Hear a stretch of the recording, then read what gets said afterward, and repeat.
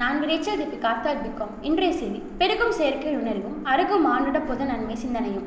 செயற்கையில் இருந்து அந்நியப்படுத்தல், வாழ்க்கையை வணிகமாக்குதல், நுகர்வு பெருமுக்கும் குறித்த கவலைகளையும் தொடர்ந்துதான் செய்தன. ஆனாலும் தேசிய அரசுகளின் உருவாக்கும் புதிய சுதந்திர சிந்தனைகள், தொழிலாளர்கள், இயங்குநர்கள் என புது உலகம் குறித்து, மானுட பொது நன்மை குறித்து நம்பிக்கைகளையும் பெருகவே செய்தன. இருபாதம் நூற்றாண்டின் 2 உலகப் போர்களுக்கு ஹிட்லரின் யூத படுகொலையும் அணு ஆயுதத்தின் தோற்றமும் மானுட எதிர்காலமும் குறித்து பெரும் அவநம்பிக்கையை உருவாக்கின.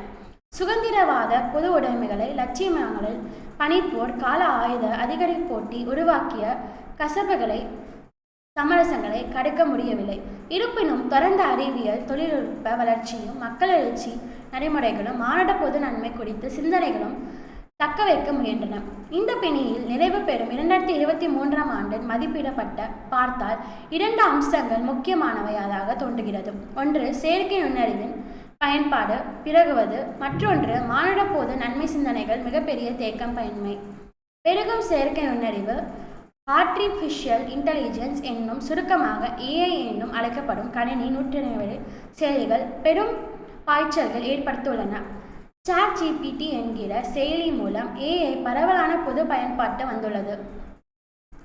தனிநபர்கள் பொழுதுபோக்குக்காக இதனை பயன்படுத்தி மகிழ பல்வேறு வர்த்தக தொழில் நிறுவனங்கள் அவற்றை தங்கள் பணி நிமித்தமாக பயன்படுத்த தொடங்கியுள்ளனர். இந்த பயன்பாட்டின் மூலம் போலி செய்திகள் என்பது சுலபமாக உள்ளது. ஆழ்நிலை பெய்துகள், டீப் ஃபேக் என்னும் வகையிலான பிம்பங்கள் உலாவர தொடங்கியுள்ளது. இவற்றை தயாரிப்பது செயற்கை நுண்ணறிவு மென்பொருள்கள் சுலபமாகியுள்ளது. உதாரணமாக, யார் வேண்டுமானாலும் இந்த காணொளிகளையும் பயன்படுத்தி முற்றிலும் வேறு மாதிரியான காணொலியை உருவாக்கலாம். ரஷ்யா அதிபர் டிப்பன் உக்ரைனுடன் போர் நடத்தி அறிவுறுத்ததாக பரவிய காணொலி ஓர் உதாரணம். உண்மையில்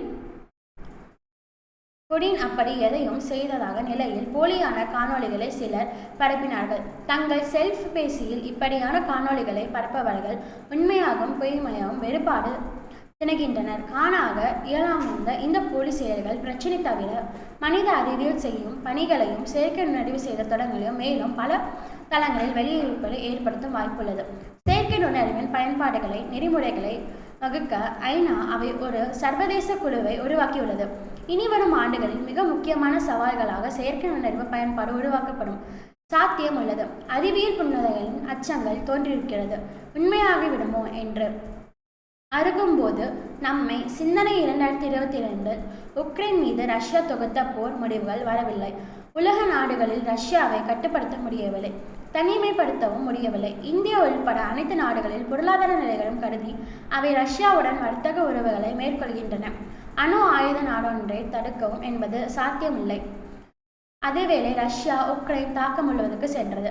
அமெரிக்கா தலைமையிலான நெட்டோ கூட்டமைப்பின் அதிகார குவிப்பு முன்னதனம் என்பதையும் புறக்கணிக்க முடியாது.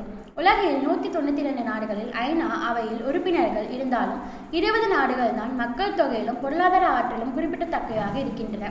இவை G20 என்ற பெயரில் ஒவ்வொரு ஆண்டும் சந்திக்கின்ற இந்த ஆண்டு இந்தியாவின் தலைமையில் சந்திப்பு இந்தியாவை நிகழ்த்தாலும் இந்த சந்திப்புகள் உலக பொதுத்தன்மையானது என்ற உறுப்பிடமான முன்முயற்சியும் மேற்கொள்ள முடிவதில்லை. வாய் உபயாசத்தை பேசுவதையும் தவிர பிரச்சனைகள் தீர்க்கப்படுவதில்லை. உக்ரைன் போர் தொடரும் நிலையில் ஜப்தாண்டுகளாக உலக நாடுகளில் தீர்க்க முடியாத இஸ்ரேல் பாகிஸ்தானியரையும் மீதான மேலாதிக்க போக்கு மீண்டும் பெரும் வன்முறைக்கு வழிவகுத்துள்ளது. காசா பகுதியை கட்டுக்குள் வைத்திருக்க ஹமாஸ் அமைப்பு அரசியல் தீர்வு எட்டாப்புறத்தால் விலக்களித்துணர்ந்து அக்டோபர் மாதம் இஸ்ரேலுக்கு புகுந்த தீவிரவாதத்தை தாக்குவதாக திகழ்கிறது. ஆட்களை கடந்தியது. இதனால் வெகுண்டத்தில் இஸ்ரேல் அமெரிக்காவின் ஆதரவுடன் கசாவின் பொதுமக்கள் மீது ஈவிரக்கமற்ற கொலைவெறி தாக்குதலையும் கட்டவிழ்த்து விட்டுள்ளது. உலகெங்கும் சிந்தனையாளர்கள் பொதுமக்கள் கடும் கண்டனங்களை தெரிவித்துள்ளனர். இந்த பயனும் இல்லை. ஐநா அவை போர் நிறுத்தம் கோரி இன்றைய தீர்மானித்த பயன் என்ன? பொதுத்தன்மை குறித்த சிந்தனைகளால் இயக்கலாகவோ அப்பாவி மக்கள் கொன்று குவிக்கும் போது தடுக்க முடியாது. உலகின் கருத்து என்று உருவாக்கியதன் மதிப்பு என்னதான்? உலக நாடுகள் மீண்டும் ஒரு அணிகளாக பரவியது தெளிவாக தெரிகிறது. சீனா, ரஷ்யா, வடகொரியா, ஈரான் என்று ஒரு வலிமையான அணு ஆயுத பொருட்களாக கூட்டணி அமெரிக்கா தலைமையிலான நாடுகளுக்கு எதிராக உருவாக்கியுள்ளது. யாரும் மறுக்க முடியாத ஆப்கானிஸ்தானில் தாலிபான்கள் மீண்டும் ஆட்சியை கைப்பற்றியது. ஹமாஸின் இஸ்ரேல் மீதான தாக்குதல், ரஷ்யாவின் உக்ரைன் மீதான தாக்குதல் ஆகிய நிகழ்வுகளின் பின்னால் இந்த கூட்டமைப்பும் களம் செயல்படுகிறது.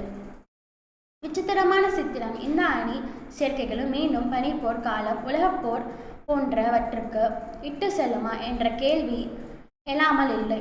அணு ஆயுதங்களால் உலகப்போரை தொடக்க முடியும் என்ற அச்சட்டு நம்பிக்கை இன்றைய அணு ஆயுத பொருட்களுக்கு பிறகு தகர்ந்துவிட்டது. அணு ஆயுத நாடுகள் அணிகளாக சேர்ந்து போரில் ஈடுபட்டுள்ள போர்களை தூண்டிவிட்டாலே அதனுடைய இராணுவ தலையீடு மூலம் தடுக்க முடியாது என்ற நிலையில் போர் நடவடிக்கைகள் பெருகவே வாய்ப்பு அதிகம் இருப்பது தெரிகிறது. இது மாபெரும் பின்னடைவை இதையெல்லாம் கடந்த மிக வேகமாக சீர்கெடுவாரும். உலகின் இயற்கை சூழல் குறித்து உலக நாடுகளின் அரசுகளில் எதுவும் செய்ய முடிவதில்லை. புவி வெப்பமானத்தால் தடுக்க வளிமண்டலத்தில் கார்பன் அளவை குறைக்க முடியவில்லை. அறிவியல் ஏதேனும் அதிசயத்தை தீர்வை தருமாறு என்று பார்க்கிறார்கள் தவிர முதலீட்டு வளர்ச்சி, உற்பத்தி நுகர்வோர் பெருகும் ஆகியவற்றை கட்டுப்படுத்துவது குறித்தோ உலக பொது நன்மையை முன்னேற்றுவது குறித்தோ சிந்திக்க முடியவில்லை. இன்றைய பேரிடர்கள் பெருகும் உலக நாடுகள் பல்வேறுவற்றையும் தாக்கி வருவதை செயலற்று பார்க்கின்றோம். அதனால்தான் பெருகும் செயலற்றின் உணர்வையும் அருகும் பொது நன்மை சிந்தனையும் இன்று ஆண்டு நமக்களித்த வரலாற்று சித்திரமாக உள்ளது. நன்றி.